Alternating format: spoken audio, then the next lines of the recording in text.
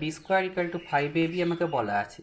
আমি কি করছি, বোথ সাইড আমি এ বি দিয়ে ডিভাইড করছি। তাহলে যেহেতু এটা প্লাস আছে, তাহলে এইটাকে আলাদা আলাদা করে ডিভাইড করতে পারি। তাহলে a square by a b plus b square by a b equal to 5ab by a b, মানে 5। এইখানে দেখো এ এ কেটে গিয়ে একটা থাকছে, তাহলে এ বাই বি প্লাস এখানে বি বি কেটে গিয়ে b by a equal to 5। এইবারে আমি কি করছি, এটার হোল স্কোয়ার করছি বোথ সাইড। তাহলে ও হোল স্কোয়ার করলে এদিকটা 25 হয়ে যাচ্ছে। আর এটাকে যখন ভাঙছি তখন আমাদের এইটা মনে মনে এ ভাবতে হবে। তাহলে এ স্কোয়ার মানে a square by b square plus এটা স্কোয়ার মানে এটা হলো প্লাস 2ab মানে 2 ইন্টু এইটা ইকুয়াল টু 25। এইবার দেখো এইখানে কী হচ্ছে, এ এ আর বি বি কেটে যাচ্ছে। তাহলে জিনিসটা কী দাঁড়াচ্ছে, এ স্কোয়ার প্লাস বি স্কোয়ার সমান 25। আর এখান থেকে তাহলে 2 বেঁচে থাকছে, 2টা এদিকে গেলে আসলে -2 ইকুয়াল টু 23।